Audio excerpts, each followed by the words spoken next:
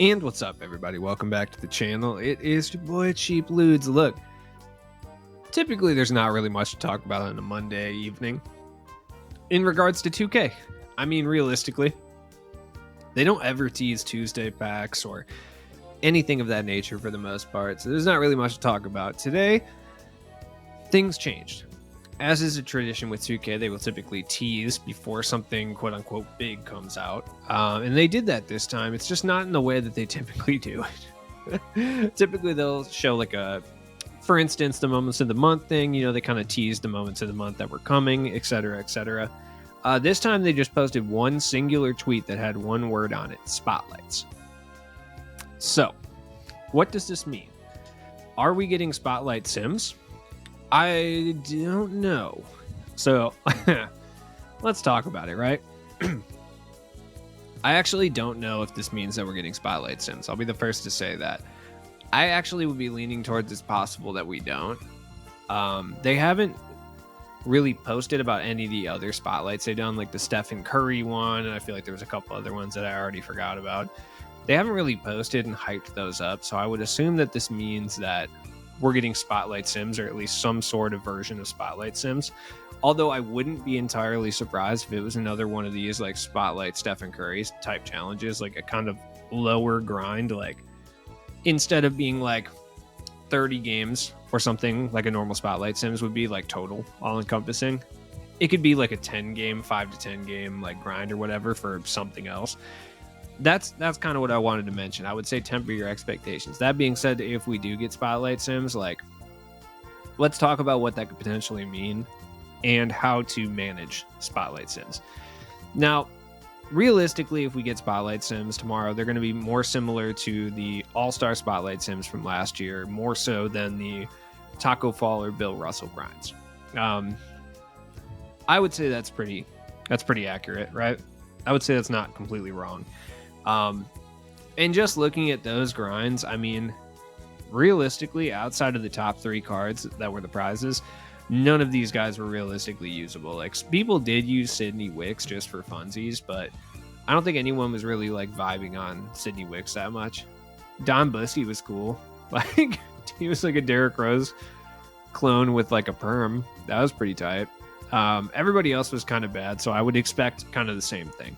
Realistically, I think it's actually going to be remarkably similar to this, to the All-Star stuff that we actually received. Like, that's kind of when we think about the quality of players, I would say this is kind of more so what we're looking at. Like, I would say the Pink Diamond tier and above with these is kind of what we can expect from Spotlight Sims, realistically. Yeah, there's probably going to be 1 or 2 free Dark Matters. It's possible that we only see 1 free Dark Matter and then 2 Opals, and then the rest are Pink Diamonds. That's actually what I personally think is going to happen, but I would be very happy to be wrong. Realistically, I would. That being said, the 3 reward cards last year were fire. John Wall was like, maybe not a top tier point guard at the point he came out, but he was very, very good. Wes Unseld was definitely a top tier power forward, though. A little bit undersized for sure, but that jump shot was nasty and he could curry slide. Brandon Roy was a good shooting guard, like a top tier shooting guard, I would say at the time. When he came out in March, yeah, he was. So I would expect them to be more of the same. I think it'll be much better than this All-Star thing. I think even from day one, like, nobody ran Blake Griffin. Maybe some people ran Larry Bird because they like Larry Bird, but it's not because he was like top tier or anything. None of these cards really got ran. I would say Larry Nance probably got ran more than any card in this set, which is kind of crazy. Like, when you think about it, it's kind of nuts. Like, that's actually wild now that I think about it. Like, that's kind of crazy. But I don't really know what to expect. Like, I would say probably cards of this ilk, like, none of them are going to be incredibly good aside from maybe one. One of them is going to be really good. The other ones are going to be usable. And then most of them are going to be trash. Like, kind of like last year when we got, like a version of DeMarcus Cousins that was just like kind of worse than the glitch one. We got like a pretty bad Kawhi and a pretty bad like Dr. J. Like, every other card had like 20 something off badges. Like, I think Nate Robinson had like 24 or something. And then Kawhi and Dr. J had like 9 off badges for like some reason. Like, Latrell Sprewell was good. I liked him. I hope we get like some version of that. Now, the All-Star ones weren't really that bad. Those were pretty easy. in comparison to what we saw later. And I would expect to see something along those lines again. Now, that being said, are you going to need players from certain teams? That is an interesting question, and I don't know if we are going to need. The one thing I will say is if you can, stock up on cheap guys from random squads that are kind of harder to fill out. Let's go through some options that would fit that mold, right? Hakeem Warwick would be a very cheap card to fill out a Grizzlies squad. Grizzlies are a little bit easier to fill out this year, but at the same time, like, it wouldn't be the worst idea ever just to have him on deck if you needed him. You know what I mean? Like, I'm gonna get this hollow one if I can. Chris Dunn's another good one. Minnesota's usually a pretty hard team to fill out, and you get him for like 900 MT. Jarrett Culver, obviously, also. Evan Turner. The Sixers aren't really that hard to get guards, but they are kind of hard to get wings that aren't super expensive, so it might be a bad idea to pick him up. Bulls usually aren't too hard to fill out, but these are two really cheap options that'll more than hold it down. Indiana doesn't really have a great amount of big men, so Hansbrough is probably not the worst idea in the world. I just feel like Indiana has a lot of guards, but Lance Stevenson's still really cheap. The Jazz point guard game, that's really tough to fill out. Like, outside of Stockton, they really don't have any that are cheap. So picking up Darren Williams probably isn't a terrible idea. Well, he's like 4K. If you're looking to cheaply fill out a spot in the Lakers squad, Bonga can hold it down for sure. Washington has a pretty low amount of big men, so picking up Ruri and Thomas Bryant isn't awful as far as an idea. Like, it's not. They can hold it down for sure. Thunder big men, obviously Steven Adams. Looking at the All-Star set, I mean, Glenn Rice is the key. Like, I would recommend picking up Glenn Rice for sure, because if we have to use Hornets players, like, that's going to be really tough. There are not very many Hornets players. I'll be the first to say it. Like, there are not very many. I don't know why I said I'll be the first to say it. Like, it's some controversial thing that I'm saying. Like, there aren't very many Hornets players. I feel like nobody is the first to say that. It's just universally known at this point. But, like, looking at the Hornets, like, possible squad, outside of, like, Opal, Baron Davis, and Glenn Rice, it gets desolate out here. Like, there's collector level Jarrett Wallace, PJ Brown, who's awful, LaMelo, Oubre, and Miles Bridges, if you got those moments cards. Like, Hunt for Glory, Larry Johnson, if you got that. Free Terry Rozier, JT Thor. I would say Glenn Rice and JT Thor are the two that I would probably pick up for cheap. Rex Chapman, too. Realistically. If you need a magic big man, this Dwight can hold it down. Another guy I would pick up for sure is Derrick Jones, because the Heat have absolutely no cards this year. So if you're going to need cards from certain teams, like, I'm not saying blow all your MT, because we don't even know what the rewards are yet. So they could be trash for all I know. But what I will say is these are really cheap, low cost, low risk guys that you can pick up. Derrick Jones is definitely one of those guys. You can get him for like 1,000 MT. And his price will probably shoot up if we need Heat players, because there's just no Heat players, man. Like, absolutely none. Let's see. Some other guys. John Wall's a good Wizards point guard to pick up. Willie Cauley-Stein's all right. Lonnie Walker's decent. None of them are particularly great, but they can hold it down in a pinch.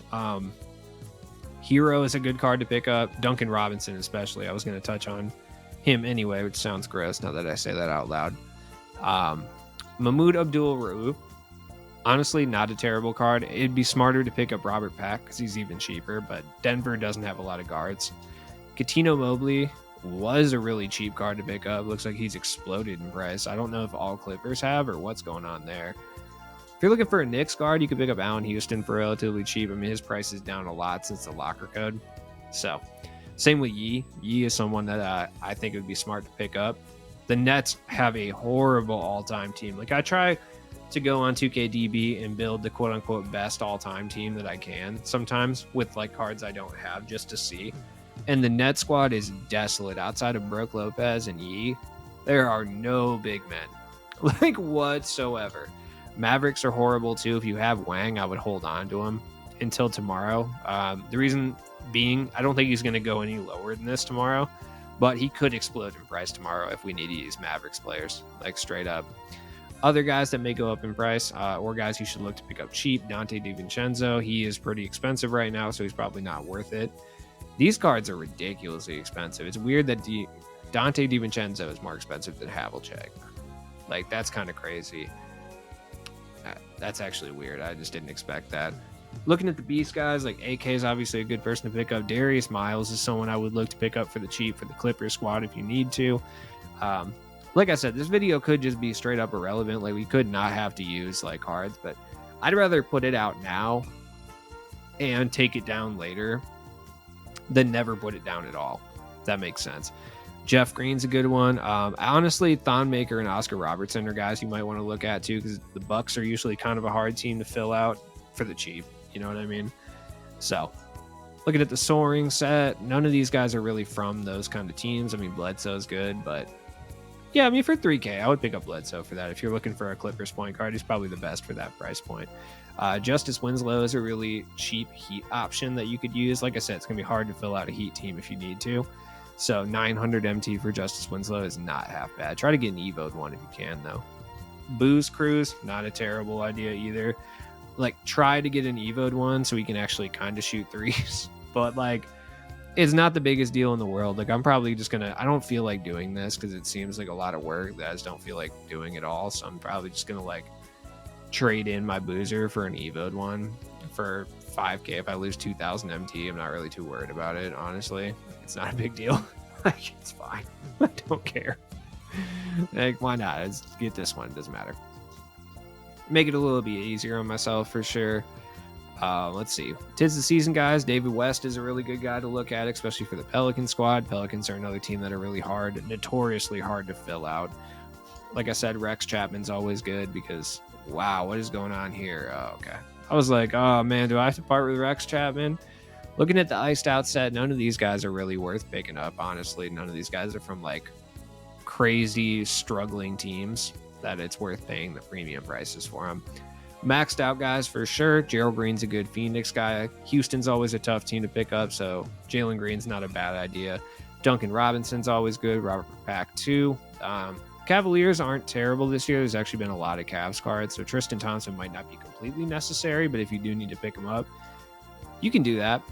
James Harden's actually a really good cheap card to pick up for the Houston squad as well. Same with Vernon Maxwell. Like, yeah, they're not bad. Elvin Hayes is top tier for the Bullets because there's, like I said, absolutely no big men. If you missed out on Daniel Gafford, yes, Ruby Daniel Gafford, then you're going to be struggling at the big man position, which is just a sentence I never really thought I was going to say.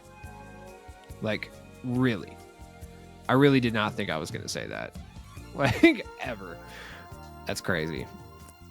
I just can't believe those words came out of my mouth. The Bouchier is a good one too. Earl Monroe is a good one. The Knicks are kind of an easier team to pick up. The Jazz, like I said about Darren Williams, like Pete Maravich, really cheap because everyone picked up Pete Maravich. So once again, not a terrible card to pick up. Any of these 60s guys are good to pick up too if you need them.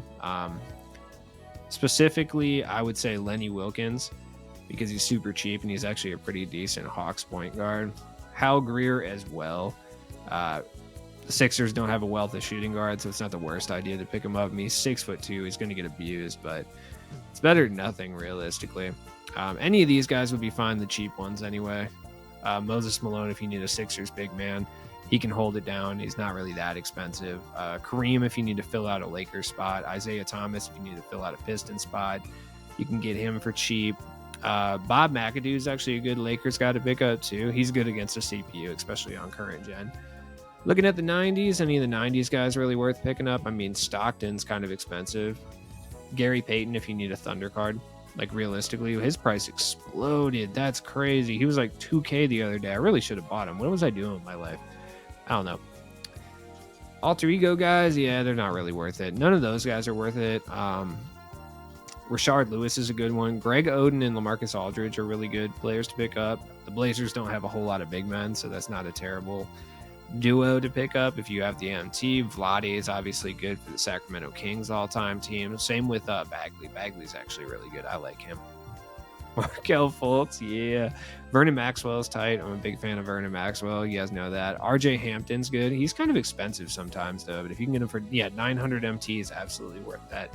He can go hard against the CPU, too. So can Kuminga. I like both of them quite a bit.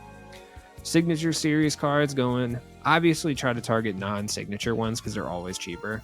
Caron Butler, excellent Wizards wing. Bobby Portis is fantastic. He might even be worth the 4K because there's just no big men for the Milwaukee Bucks at all. like at all. PJ Tucker's good to fill out the Rocket squad. I just feel like there's probably not very many left. But I mean, 2,000. It's not bad. Like at all. Jarvis Hayes can hold it down. There's not a whole lot of Spurs point guards, so Corey Joseph isn't a bad person to look at. Brandon Jennings, once again, not the greatest, but the Bucks are pretty terrible in regards to their player pool, so not a bad person to look at. The Nets are pretty bad, so Dinwiddie is actually a really good pickup because it's really hard to fill out the net squad. So even if you're getting the non-signature version, it really doesn't matter, truly. Like, I'll be the first to say that. This LaMarcus is just a little too cheap. I don't know if it's worth it. Julius Randle is the Lakers. It doesn't really matter. Ibaka. Yeah, I feel like the Hawks are pretty easy to fill out this year. Yeah, and then you go to the Flash. Like, Lou Williams is obviously going to be one of your top targets if we need Clippers players because he's actually really good and he's super cheap. Yeah, I would say that's probably it. Dikembe is a good Sixers guy, but like he's kind of outdated, so I don't know if he's even really worth it at this point. But I mean, a lot of people are going to go straight for Chris Paul. I personally think that spending $19,000 on Chris Paul in regards to Spotlight Sims is silly when you can get Lou Williams for a fraction of the price realistically, and he'll play about the same level against the CPU. Lamar Odom's always good. He's dirt cheap. Tony Kukoc is good for the Bullet squad. Drexler's okay. He's kind of expensive though. In regards to Amethyst, like Brandon Ingram is obviously a cheap plug and play for the Pelicans. I would grab him before his price goes up too much, realistically. Charlie Villanueva is a good Pistons guy. He's actually pretty good. Darren Collison is good for the Pacers. Not a whole lot of point guards there. Devin Vassell is obviously someone most of you guys have, so that would help. But if you don't, he is good as well. Look, we'll know exactly what we're getting later on. Maybe tonight, possibly for sure tomorrow, obviously. So we'll know. Like I said, maybe this video will be completely irrelevant. I mean, that's kind of what I hope, to be honest. I hope this video is irrelevant. I hope we don't have to use players. Like, I hope we can just beat the Spotlight Sims with our best players, but it's 2K, and they're going to try to encourage, like, packs in some way, shape, or form. That being said, I actually don't know what kind of packs we're going to get tomorrow, so it'll be interesting to see. Have a good night, you guys. The one thing I will say about Spotlight Sims is, look, you're not going to be the first person to complete them. Just relax and try to have as much fun as you can. I mean, at the end of the day, it's a video game. It's not like life. Like, you're not going to die if you don't get the reward card in 2 days. Like, it'll be okay. Yeah, it'll probably be power crept by the time, like, you get it. I mean, Blake Griffin was literally power crept the day he came out. So there was people who did Blake Griffin in like 5 hours and then just didn't use him. You know what I mean? Just don't be that person. Peace.